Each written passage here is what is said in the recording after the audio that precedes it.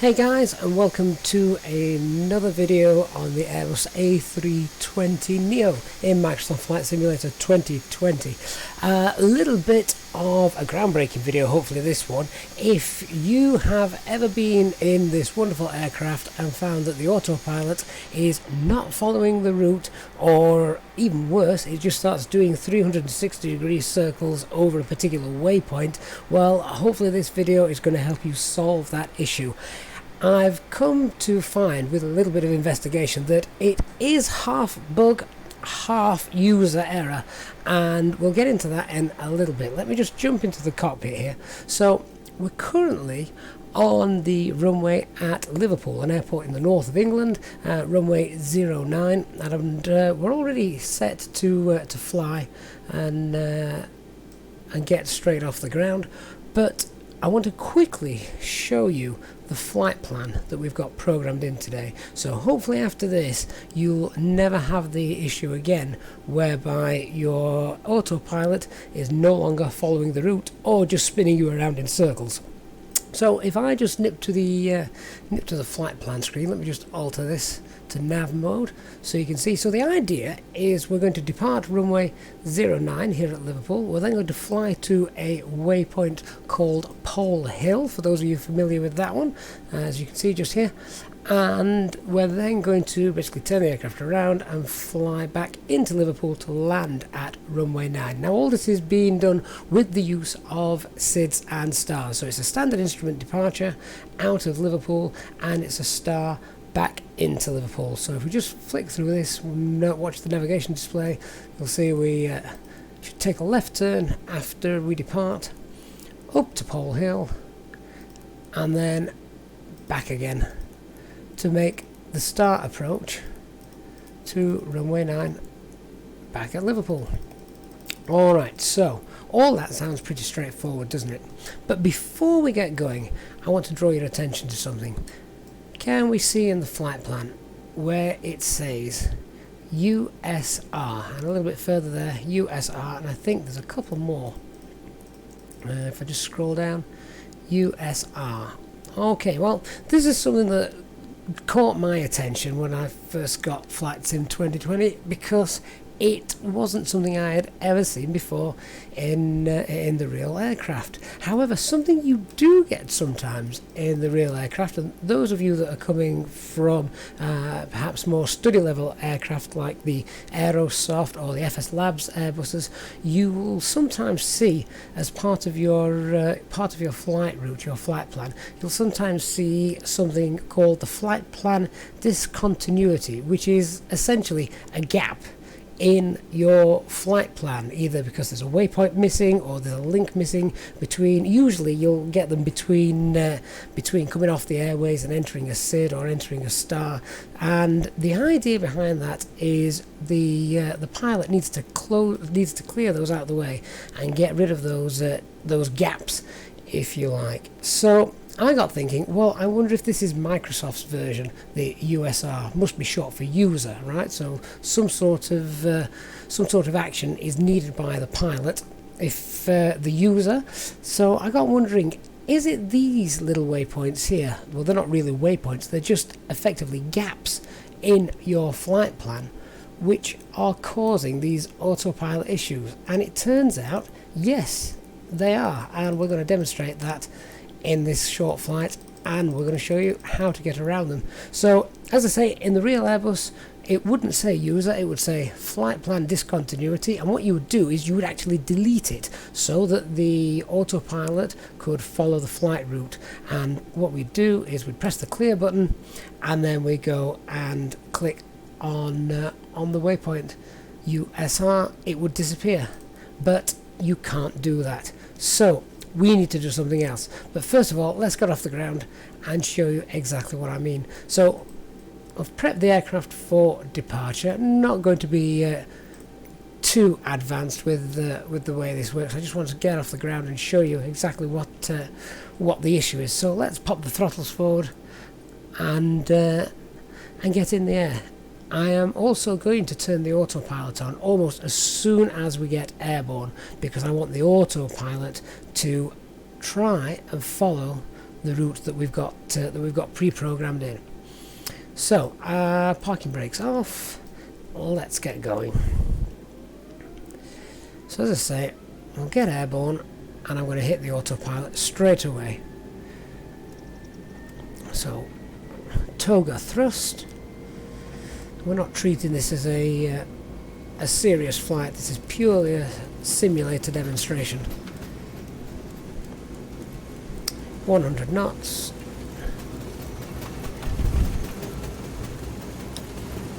And rotate. There we go. So straight away I'll gear up and I'm going to hit the autopilot to start following this the flight plan that we've got. What I am going to do is just select a selected climb altitude, climb speed, because manage mode doesn't work yet for the climb, not effectively anyway. And there's more information on that in some of my other tutorials. If you want to go and check those out, feel free. Alright, so I'm just waiting for us to hit climb thrust. There we are. So now we're at climb thrust and we're approaching the waypoint USR, which in reality is not a waypoint at all. Oh, let's get rid of that. That could get annoying. So let's see what happens when we approach the first waypoint. I will call it a waypoint even though it's not. It's just a point within the flight plan, which in the real world would be a gap and require action from the pilot to clear this gap and complete the flight plan. So let's see what happens.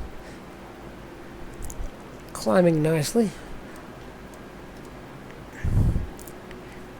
So what we should do is start to turn right towards Pole Hill, and look what's happening there. We're turning left and we're going way off course. So what we should be able to do, even before we had taken off, is press the clear button to clear all these USR, these users, and tidy up the flight plan.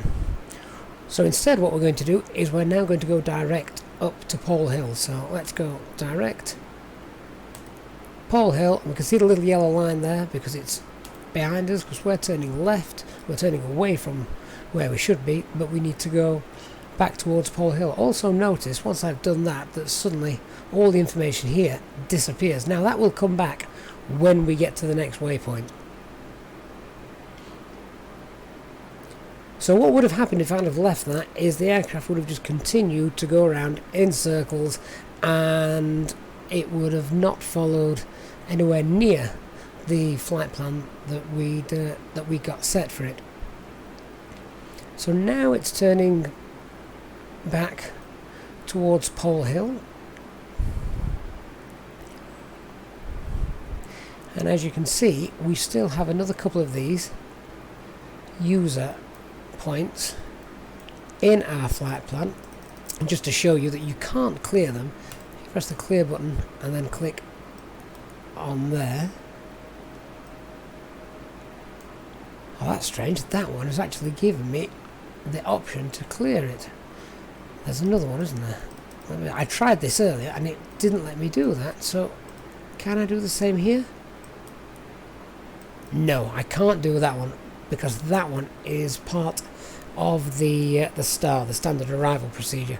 However, for now, let's just leave them in. So we've already accomplished the first problem and gotten over it.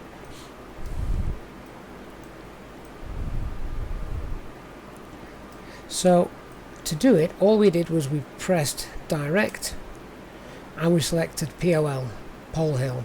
That got us over the initial problem. We're now circling back around because in my attempt to clear that USR point a moment ago, it's actually skipping over Pole Hill and going to this next USR point. So let's see what happens when we get to it. If we just zoom out a little bit, there it is. Yeah, so if I'd not tried to delete that USR point, we would have flown straight up to Pole Hill, and then we would have flown straight back again. Now that's fine, because the actual SID that I'd selected from Liverpool finished at Pole Hill, and the star that I'd selected to bring us back in started at Pole Hill, so that was actually quite accurate. So we're heading now to another user point in the flight plan, which is about 10 miles away. So let's see what happens when we get to this next point. I would recommend never trying to delete one of these USR points, as it seems, as you've just seen, it seems to mess up the flight plan a little bit, and it becomes a little bit unpredictable. So the way to get around them is simply to press direct and click the waypoint after the USR, the user point, as I'm going to call it. Alright, so let's see what happens then once we pass this next USR point. As you can see, this next user point, we're starting to level up.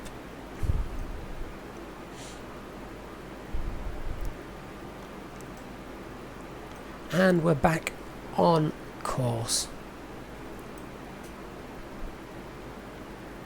So these flight plan discontinuities, they do exist in real life as well, so it's not a bug of the Airbus in Microsoft Flight Simulator as such. It's just the way that it's been programmed in, I guess. Instead of it saying the flight plan discontinuity, which I know many pilots would have recognised from previous versions, they just seem to have called it something completely different. A user point where the user needs to intervene. So let's see what happens. Let me zoom in a little bit. Let's see what happens when we get here. So will we, if you can see actually, Wallasey, which is WAL, is already highlighted in white, as is the user point. So it's almost telling you that Wallasey is really the next waypoint, but you need to confirm that that is what you want to do. So let's watch what happens after we pass this user point here. Will it go and carry on direct to Wallasey, or will it go a little bit astray and do something that we are not expecting it to do? We'll find out in 2 miles.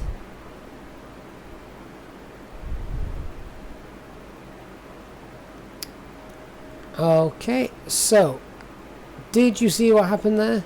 We passed over the user point, and instead now of following the full star, it's actually jumped to the final approach fix, which would bring us into the ILS at Liverpool. Well, that's no good. We're not going to do. We're not going to make an approach like that. So what we should have done is have pressed direct and go straight to Wallasey. So I'm now going to show you this. If we hit restart, and of course just whilst this loads, feel free to skip through the video a little bit, but I am going to show you what happens when we do hit the direct button.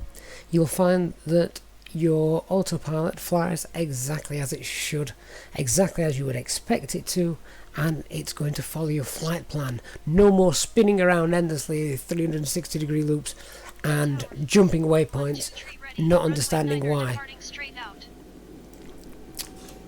And let me just set this up again very quickly. So Liverpool, Echo Golf Golf Whiskey. That's not right, it's Echo Golf Golf Papa, isn't it? Echo Golf Golf Papa, just pop that in there. Cruise altitude of 5,000 feet. 500 feet, 5,000 feet, there we go. And we're going from... We need to get rid of that GPS priming as well, otherwise it doesn't work. Something else which is a little bug, something to get out of the way. So we're leaving runway 9, and it's the Paul 5 Victor standard instrument departure. Just let that load. There we go. Insert. And then the destination, the arrival, back to ILS-9, and it is the Tifford 1 Delta standard instrument arrival route. There we go, and if we look at the flight plan, that's what we've got. Again, so this time we're going to do the flight, but we are actually going to intervene, as is what the aircraft is telling us we need to do. Okay, let's get off the ground. And I'm going to do exactly the same, so as soon as we've taken off, hang on a minute, just because we're in the fly-by-wire mod, we need to make sure there's no blue on the ECAM. There we go. There we are. We haven't got any cabin crew, but never mind.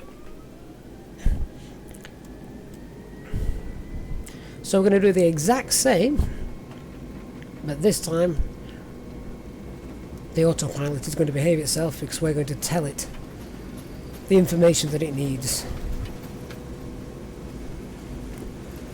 100 knots.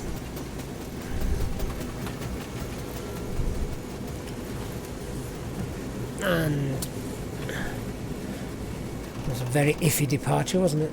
Never mind.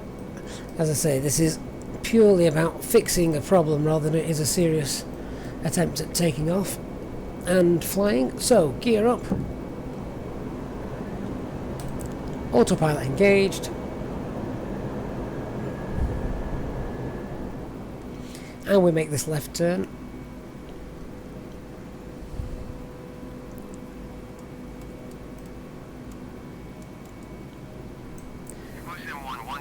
You are leaving my airspace. Frequency change approved.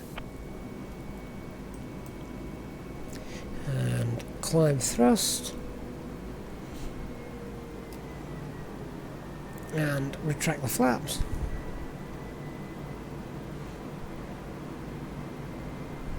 Okay, so we're heading towards the USR point.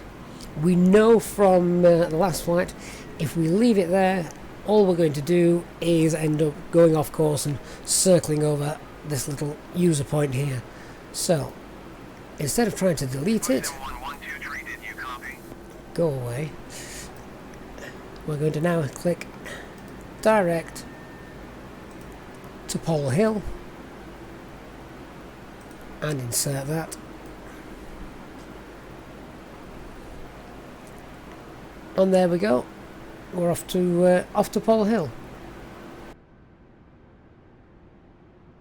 Okay, now I think Pole Hill's probably a good, is it 20, 30 miles away? 30 miles away. So I'm not going to let the aircraft fly all the way up there, because that would be very boring viewing, wouldn't it? But let it just get up to the cruising altitude of 5,000 feet, if you can call that a cruising altitude, and just let it get on track up to Pole Hill. Notice again though, when you do that, this information here has disappeared, so that's another little bug, but we can live with that. It's not going to affect your flying massively, is it? So let's get this all stabilised. We're at 250 knots because we're still in managed mode below 10,000 feet. Coming up on 5,000 feet. We're in the altitude hold mode. So what I'm going to do now is see if we can go, or what I want to do is actually go direct to USR if possible. So If I go direct USR, let's see what happens there. So this should now turn us around. Now obviously you wouldn't want to go direct USR, you would want to go direct to the waypoint after this user point. But just for the purpose of this demonstration, I want to head towards that, because when we approach it, I'm then going to punch in head direct Wallasey. And then the aircraft should look to fly the full star, which we shall see in a minute. So just making that turn, that 180 degree turn, as it's behind us at the moment. Tell you what, whilst it's doing that, shall we have a look outside? It would be terrible to make a video and not have any view outside, wouldn't it, in this wonderful looking simulator?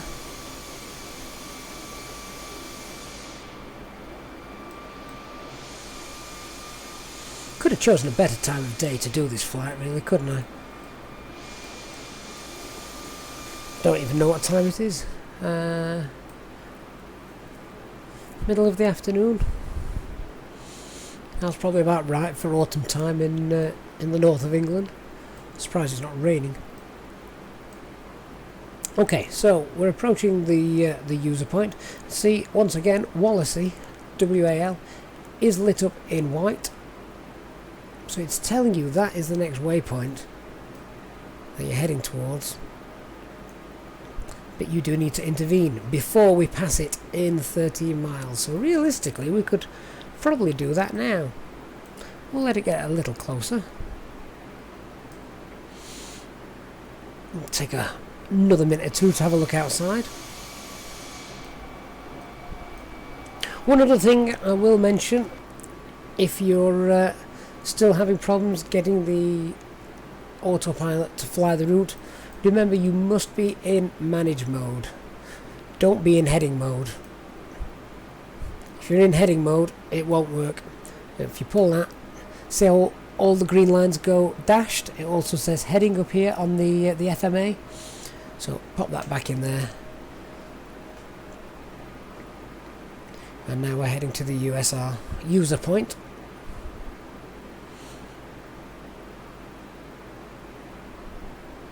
Miles away.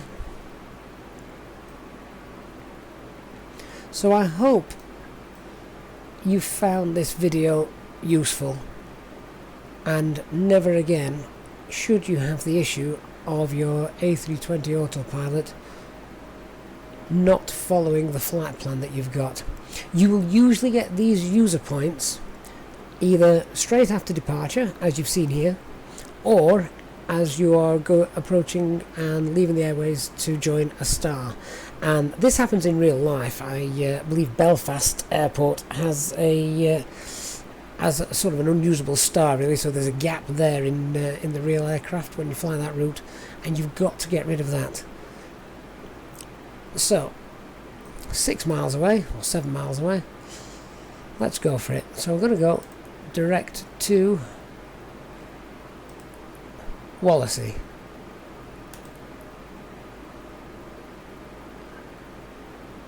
There we go. So a slight change in angle. Once again, this information here has disappeared, but we'll live with that. After passing Wallasey, we pass the decel point. If you're not sure what that means, basically, if the aircraft passes over the decel point, that is the deceleration, that is when you enter the approach phase of the flight. If your aircraft doesn't pass over the decel point, because air traffic control have sent you on a different route so you don't fly over it, then you will need to enter the approach phase manually by activating it, double clicking here twice. Okay, so we're about 7 miles from Wallasey, and we should see that this time, after passing Wallasey,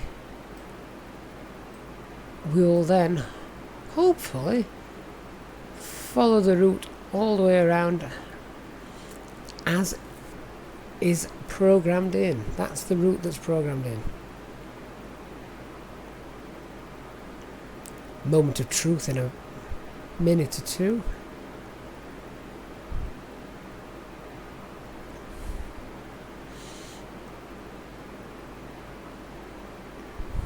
Just want to keep an eye on this.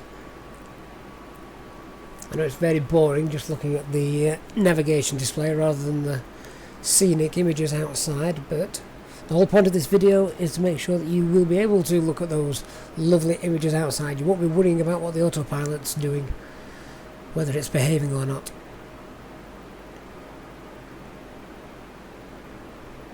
So, nearly there. Zoom in a little bit.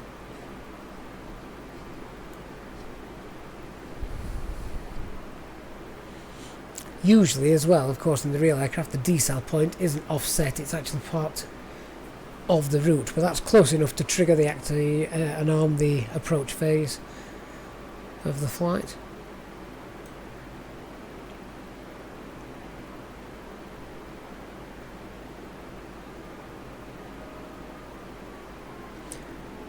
So you just heard the engine spool down and the target altitude drop to the green dot speed. That is because we've triggered the decel point.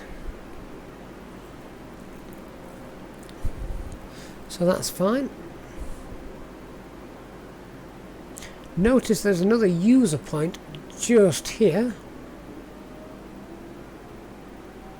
I'll come back to that in a minute. Look, it's working perfectly. From Wallasey, we're now headed direct to Romeo 241,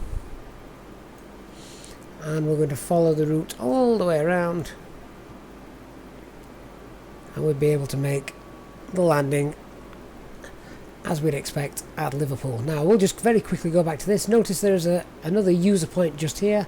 Well, that is the ILS approach into Liverpool. So of course that user point is the point at which you would have hit the approach button or localizer button, depending on how you want to make the approach, to intercept the ILS. So that one actually makes sense. So there we have it. That is how you ensure your flight plan is followed by the autopilot. And as I say, it's not really a bug, it's just a strange way that Microsoft have put it in. Had it said flight plan discontinuity on the flight plan on the McDo down here, a lot of us would have known instantly what it meant.